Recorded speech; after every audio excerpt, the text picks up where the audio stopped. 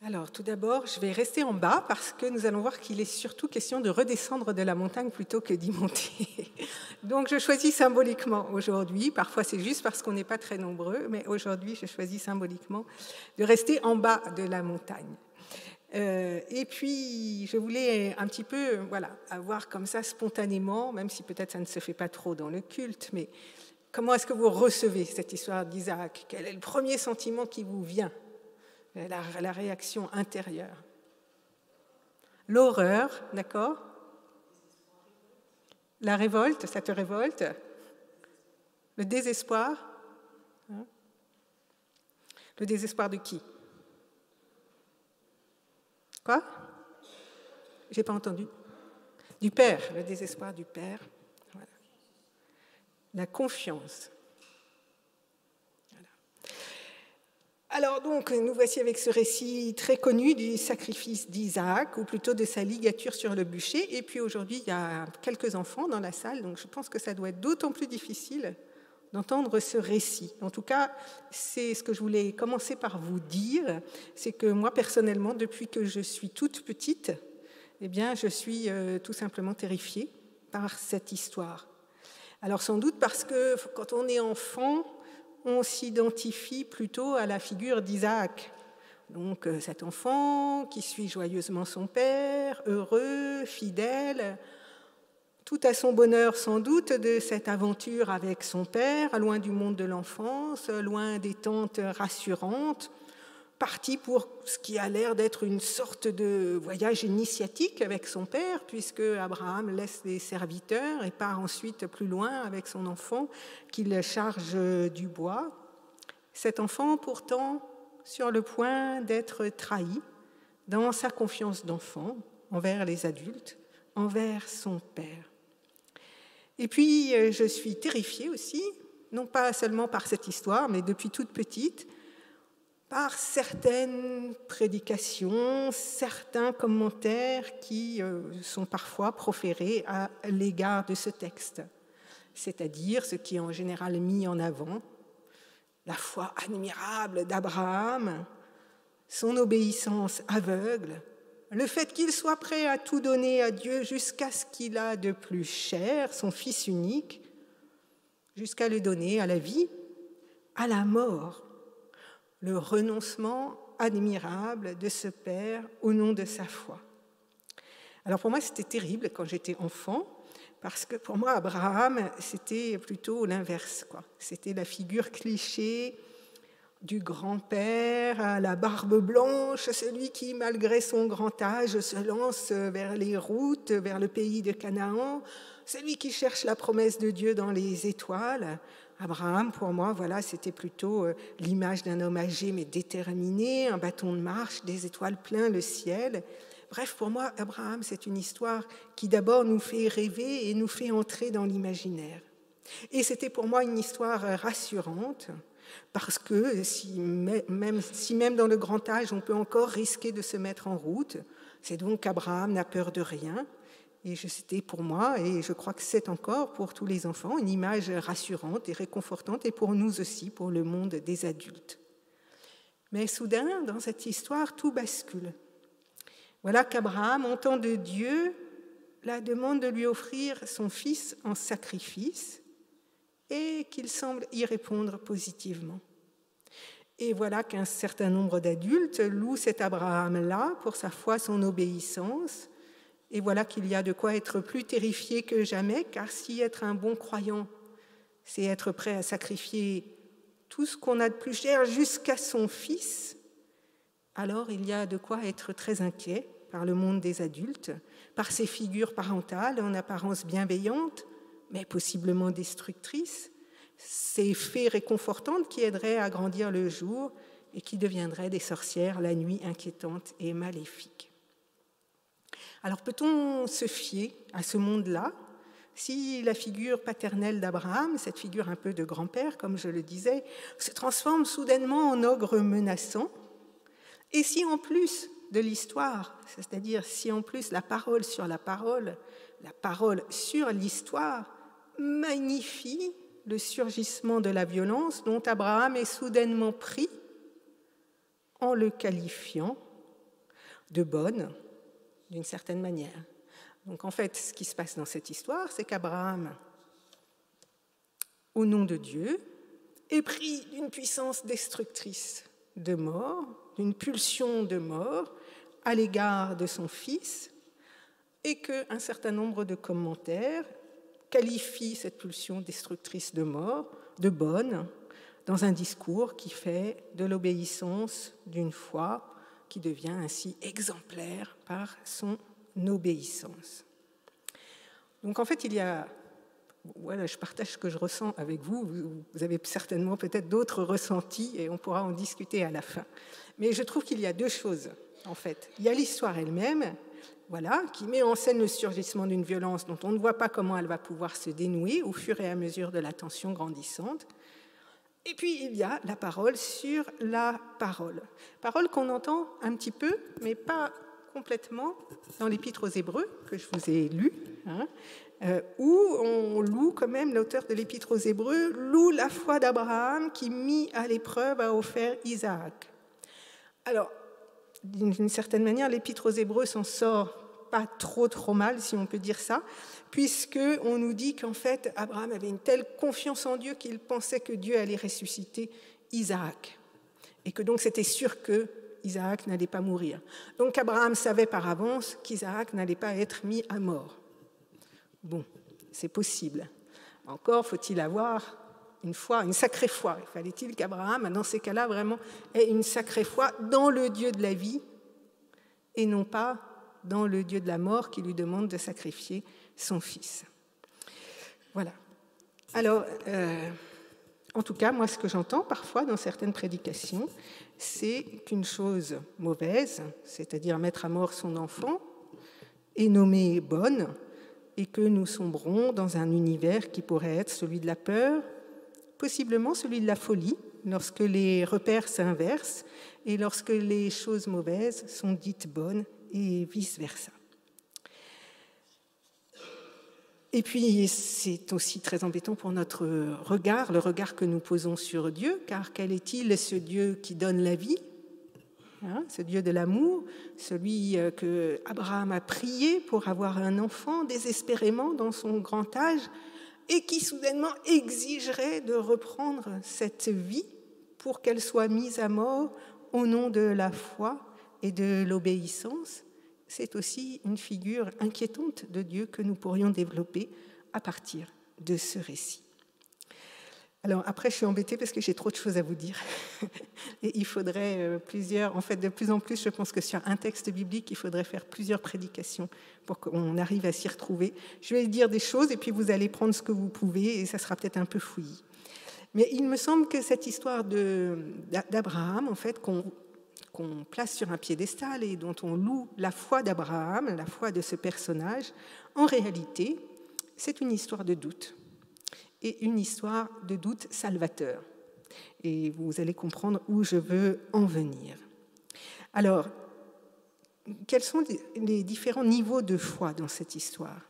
Il y a la foi d'Abraham à une parole qu'il entend ou qu'il croit entendre. La foi en son Dieu. Oui, mais quel Dieu ? Quel est le Dieu d'Abraham ? En quel Dieu croit Abraham ? Est-ce dans ce Dieu de la vie qui lui a donné son enfant? Est-ce dans ce Dieu libérateur qui l'a envoyé sur bien des chemins? Est-ce dans ce Dieu de la confiance des étoiles? Ou est-ce dans ce Dieu comme les autres dieux de l'époque, c'est-à-dire les idoles auxquelles on sacrifiait les enfants? C'était la tradition à l'époque, c'était quelque chose de très archaïque. On a retrouvé nombre d'enfants sacrifiés au dieu Moloch, par exemple, sur des bûchers qui étaient dressés, comme dans une négociation avec le divin. Eh bien, pour me concilier les bonnes grâces du divin, je donne ce que j'ai de plus cher pour que finalement ma propre vie soit épargnée, ou pour qu'au moment où je touche à la mort, eh bien, je sois épargnée puisque j'ai donné la vie de l'autre, en fait, dans une sorte de pacte archaïque de négociation. Alors, quel est le Dieu d'Abraham à ce moment-là ? Est-ce que c'est ce Dieu de la promesse des étoiles ou est-ce que Abraham fait une sorte de confusion intérieure entre ce Dieu de la promesse des étoiles et finalement les pratiques aux alentours qui se jouent?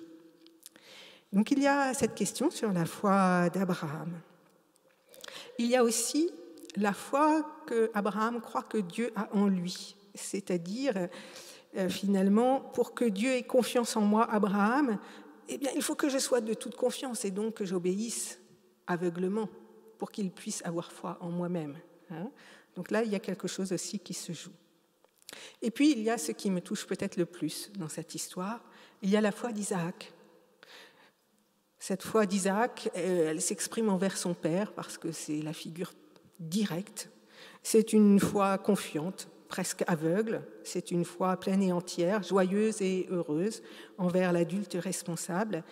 Une foi qui ne voit pas les failles du père.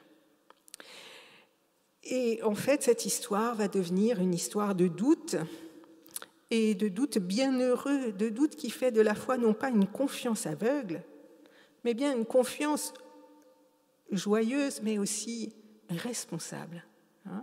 La confiance, ce n'est pas forcément aveugle. Il faut parfois discerner à qui on fait confiance. C'est d'ailleurs ce qu'on apprend à nos enfants en général, de dire attention, à qui est-ce que tu peux faire confiance, envers qui peux-tu donner ta confiance. Eh bien, ce récit va nous faire passer de la confiance aveugle à la confiance responsable. Et le premier à questionner la confiance, c'est Isaac.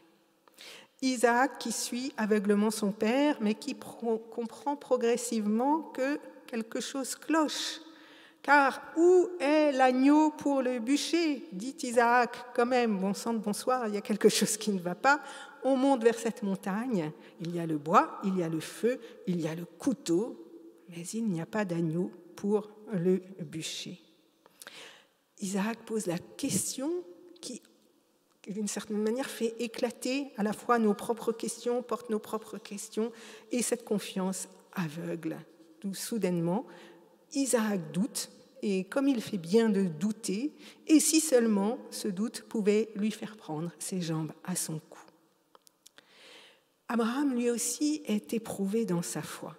Quel est-il, ce Dieu qui l'a tant prié, comme je vous l'ai dit, pour avoir son fils, qui lui a donné à la toute fin de sa vie cet enfant, ce miraculé du désespoir et qu'il faudrait sacrifier, mettre à mort, rendre à Dieu?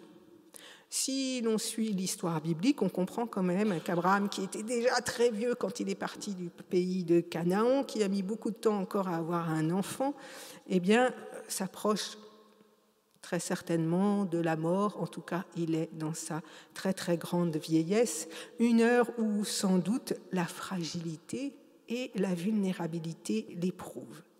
Or, s'approcher de la mort, n'est-ce pas, s'approcher de Dieu, et comme je vous le disais, dans cet environnement très archaïque à l'époque, eh bien, pour se concilier les bonnes grâces de Dieu, pour vivre dans la mort, pour reculer l'échéance de la mort, ou en tout cas pour être certain d'apaiser ce Dieu, ne faut-il pas lui payer en avance un tribut, comme on payait un tribut de guerre, pour mettre fin à la guerre, pour délimiter la paix?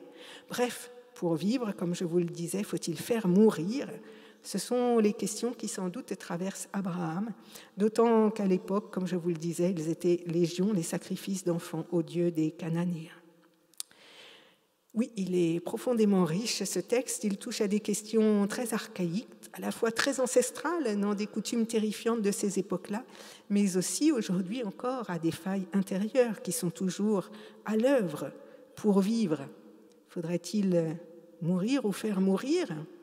C'est quand même aujourd'hui encore le discours qui peut galvaniser ceux et celles qui sont pris dans cette spirale du terrorisme, par exemple, ou pris dans l'engrenage d'une pensée que pour légitimer sa propre vie, il faut exercer sa propre vision du bien et du mal, il faut prendre le pouvoir sur la mort en tuant, parce que finalement, c'est cela qu'on fait lorsqu'on met à mort quelqu'un. On prend le pouvoir sur la mort et on se croit maître de la mort et de la vie, et du coup, on pense échapper à la mort quand bien même on meurt. Bref, c'est tout le ressort compliqué de ces pulsions destructrices. Donc ces textes nous parlent, je crois, du risque destructeur de la toute-puissance Possiblement, c'est une piste d'interprétation que je risque et qui est partagée par d'autres, possiblement Abraham est pris par cette spirale justement de la toute-puissance alors même qu'il est touché dans son corps par la fragilité, par la vulnérabilité, par l'impuissance. Et on raconte souvent qu'Isaac serait à l'âge de l'adolescence, c'est-à-dire à l'âge où justement l'enfant devient de plus en plus puissant. Donc se joue probablement une rivalité, possiblement plutôt, une rivalité père-fils. Et en liant l'enfant ou l'adolescent sur le bûcher, eh bien, le père s'assure d'en rester maître de cette vie qui lui a été confiée. Ce récit nous raconte alors un déliement, si je puis dire.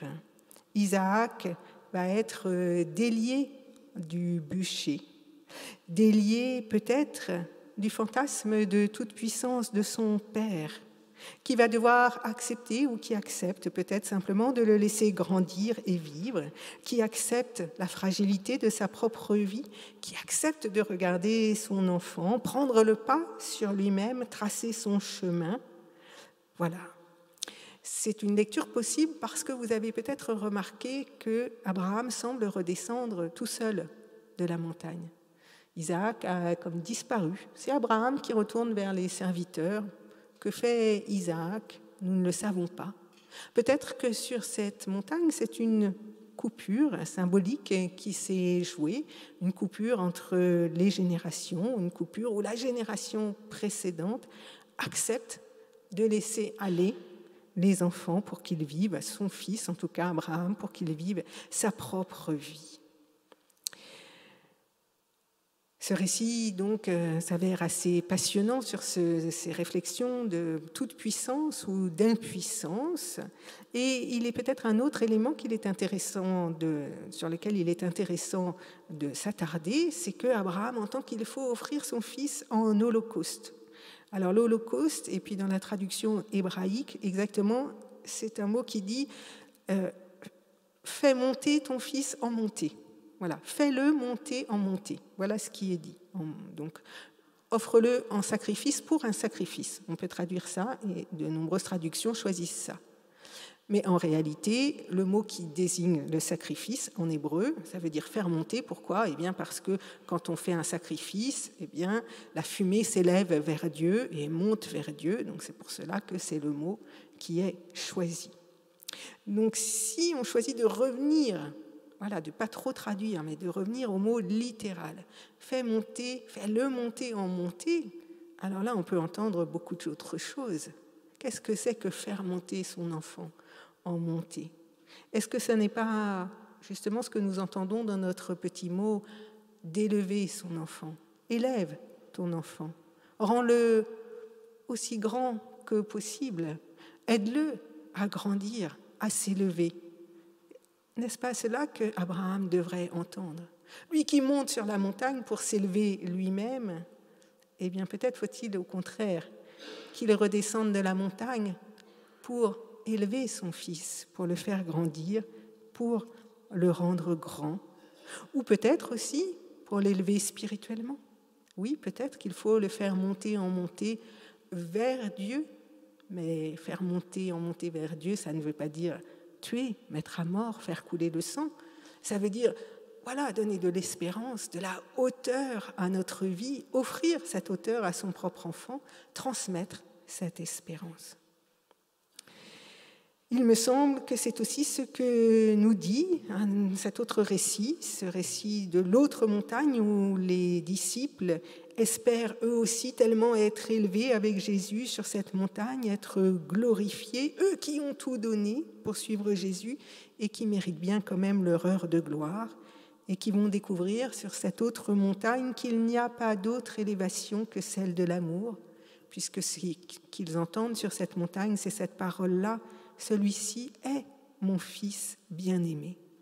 Et les disciples, avec Jésus, vont devoir redescendre de cette montagne et reprendre le dur labeur du quotidien pour chercher comment aimer dans la vie quotidienne.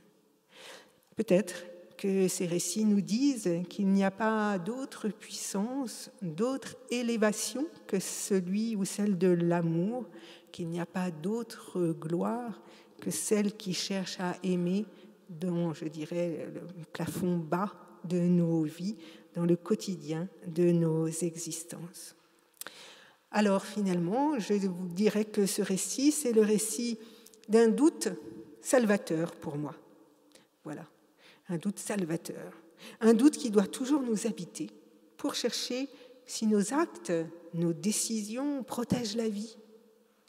Et oui, peut-être défie la mort, mais défie la mort par ce lien infime et mystérieux de l'amour, où, voilà, dans cette impuissance et cette vulnérabilité de notre humanité, où se joue, oui, une forme de toute-puissance de l'amour qui dépasse la mort, qui dépasse les siècles et les générations et qui nous unissent les uns aux autres.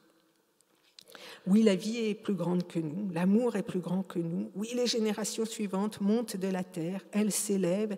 Et oui, il nous faut délier ce que nous emprisonnons parfois sans nous en rendre compte pour garder la maîtrise, le sentiment de puissance et croyons-nous l'impression de gérer la vie et la mort, quand en fait c'est à tout l'inverse que nous sommes appelés.